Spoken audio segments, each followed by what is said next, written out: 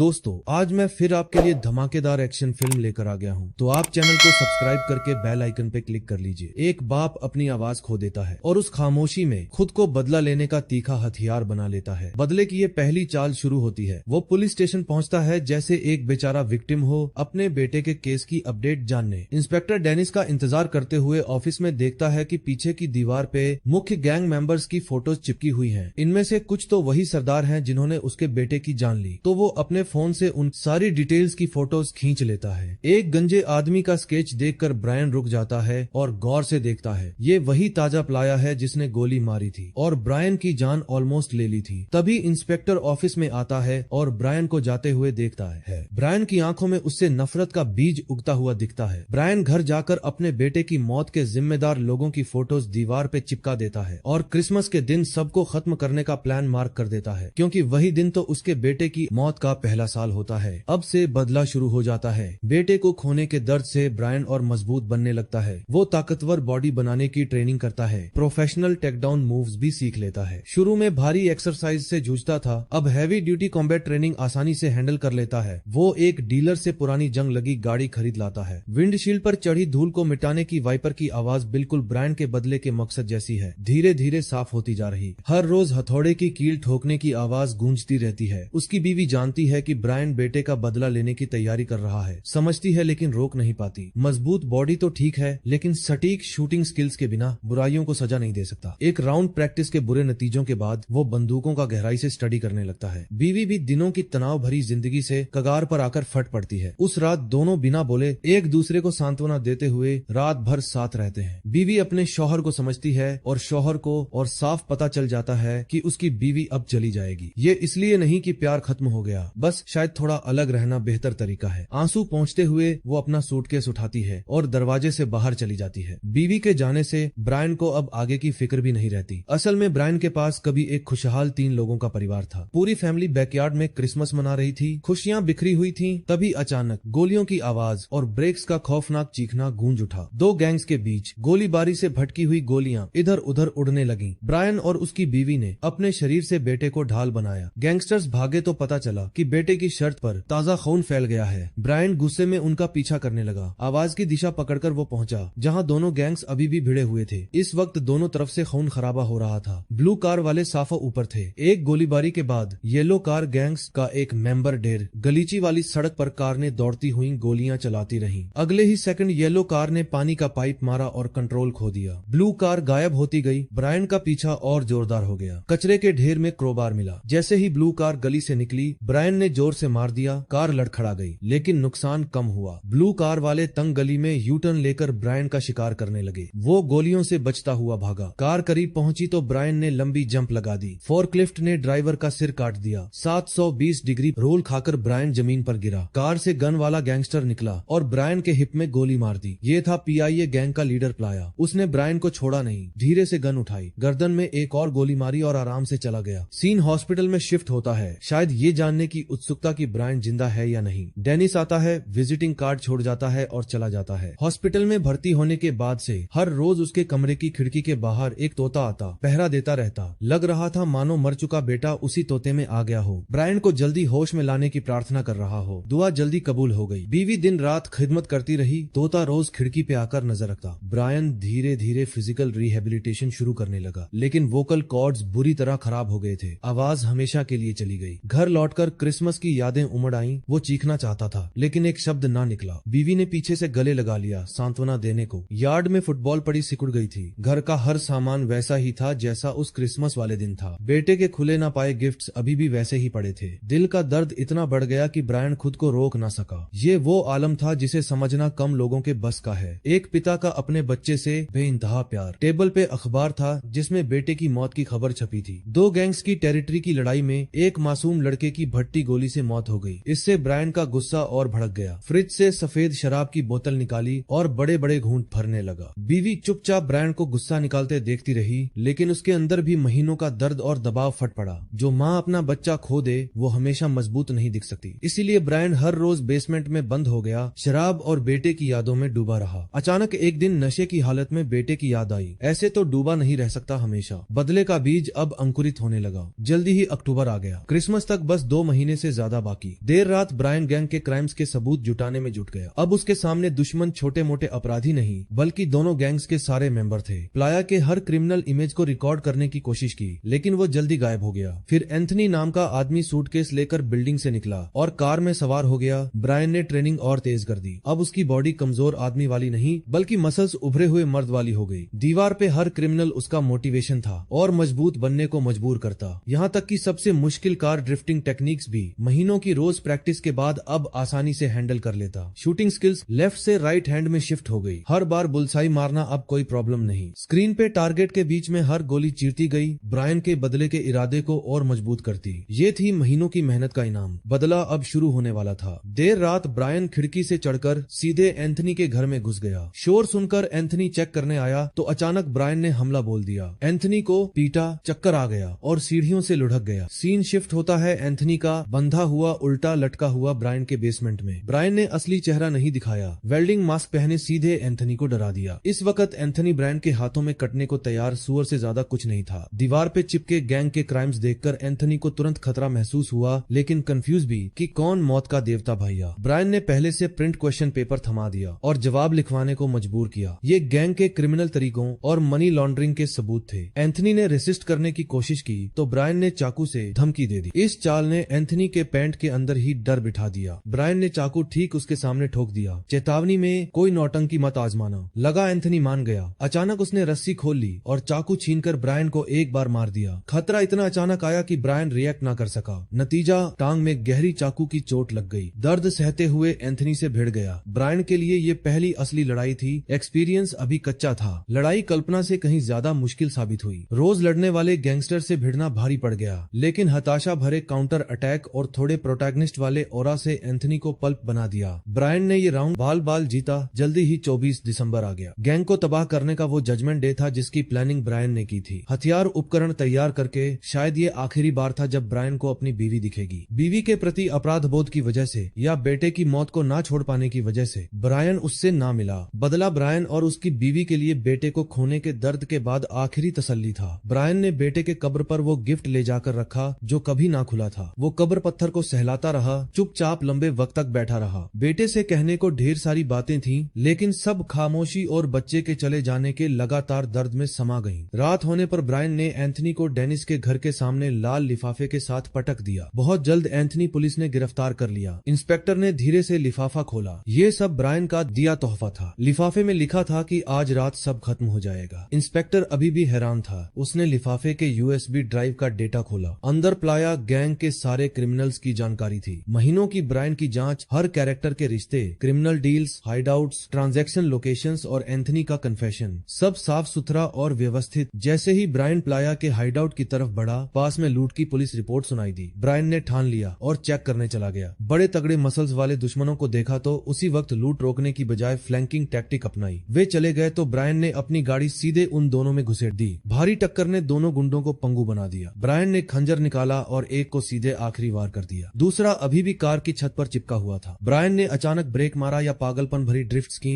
लेकिन वो आदमी हाथ ना छोड़ा। गन निकालकर ब्रायन पर निशाना साधने की कोशिश की, लेकिन ब्रायन ने फटाक से हथियार छीन लिया। कुछ गोलियों के बाद छत से खून टपकने लगा। खूनी मंजर देख ब्रायन को एक पल के लिए डर और बेचैनी हुई। ये पहली बार था जब उसने किसी की जान ली। तुरंत बाद उसने एंथनी का कटा हाथ पीआईए गैंग का अहम आदमी घेराबंदी वाले यार्ड में फेंक दिया। एक अंडरलिंग ने पैकेट देखा और बॉस के पास ले गया। प्लाया ने कटा हाथ देखा तो गुस्से से तिल मिला गया। लगा रुइज वाले ने किया तो बदला लेने का हुक्म दे दिया। यही ब्रायन का मास्टर प्लान था, दोनों गैंग्स के बीच जंग छेड़ना। इस वक्त दोनों तरफ से भयंकर लड़ाई चल रही थी। ब्रायन बीच में कूदने वाला था, तभी पता चला पुलिस घिर गई है और नुकसान हो रहा। ब्रायन का इरादा एक महिला ऑफिसर को बचाने का था। वो उसके आसपास गोल गोल कार घुमाने लगा, गोलियां चलाकर सारे गैंग मेंबर्स को साफ करता गया। तभी एक ना समझ छोटा गुंडा वीडियो बना लिया और सीधे प्लाया के फोन पे भेज दिया। ब्रायन के माहिर टेल स्लाइड ड्रिफ्ट्स और खाली जगह में घूमने जैसी हरकतें देख प्लाया को खतरा महसूस हुआ। उसके आदमी गोलियों की बौछार में एक एक कर ढेर हो रहे थे। गैंगस्टर साफ करके ब्रायन ने कार महिला ऑफिसर के सामने रोकी, लेकिन जैसे ही वो चढ़ी, पीठ में गोली लग गई। सांस रुक गई। ब्रायन को धीरे से सड़क पे लिटाना पड़ा। काम तो अभी शुरू ही हुआ था। गैस दबाई और वीडियो बनाने वाले पर कार चढ़ा दी। अभी रिकॉर्डिंग चल रहा, फोन छीन लिया और उसे तुरंत मार गिराया। इस मौके ने प्लाया को और घबराया दिया। आखिरकार पता चल गया कि बदला कौन ले रहा है। उसी वक्त प्लाया ने गैंग ग्रुप चैट में $5000 का इनाम रख दिया जो ब्रायन को मारे। थोड़ी देर बाद ब्रायन को रुइज मिल गया। कार ना रोकी,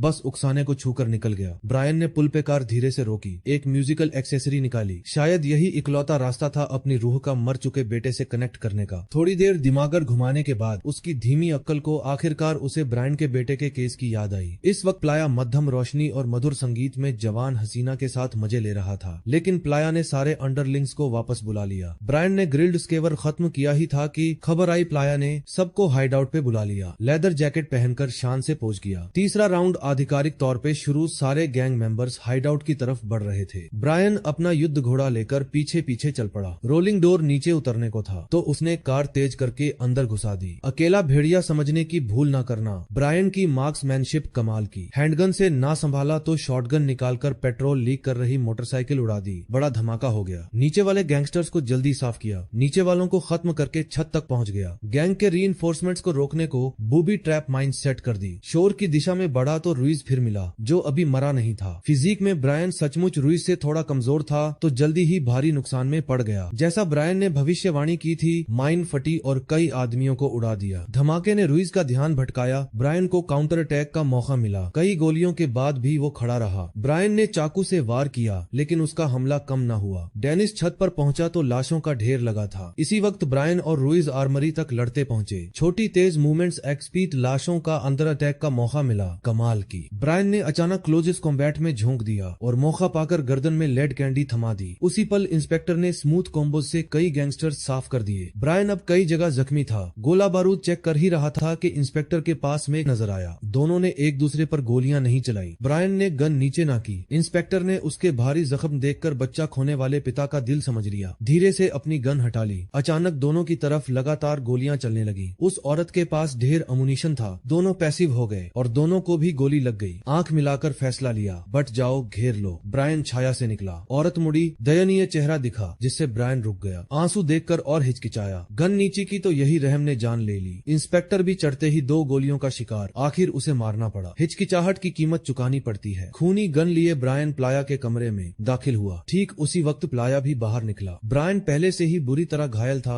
लड़ने की ताकत काफी पहले खत्म हो चुकी थी। कई गोलियां लगने के बावजूद दुश्मन के सामने मरने को तैयार ना था। तभी प्लाया ने गन तान दी। खतरे की घड़ी में इंस्पेक्टर ने प्लाया को गोली मार दी। ब्रायन ने मौका पाकर सारी ताकत झोंक दी और प्लेयर को मौके पर ही खत्म कर दिया। इस मूवी में एक भी डायलॉग की लाइन नहीं है, मानो कैरेक्टर की तन्हाई और दबाव को दिखा रही हो। साथ ही बच्चा खोने की तकलीफदेह बेबसी भी। फिल्म एक सिहरन वाली सिनेमाई तजुर्बा है जहां खामोशी गोलियों से ज्यादा चीखती है। डायलॉग्स का पूरी तरह खत्म होना कमी नहीं, बल्कि काइंडा ब्रायन को अकेलेपन में कैद करने वाला दमदार साइकोलॉजिकल हथियार है जहां सिर्फ दर्द और नफरत बाकी। बिना आंसुओं वाले डायलॉग्स के एक्शन से पिता के लफ्ज बयान किए। खुशहाल आदमी से ब्रायन खत्म करने वाली मशीन बन गया। आज की कहानी यहीं खत्म। देखने का शुक्रिया। इस मूवी के बारे में क्या ख्याल नीचे कमेंट करो।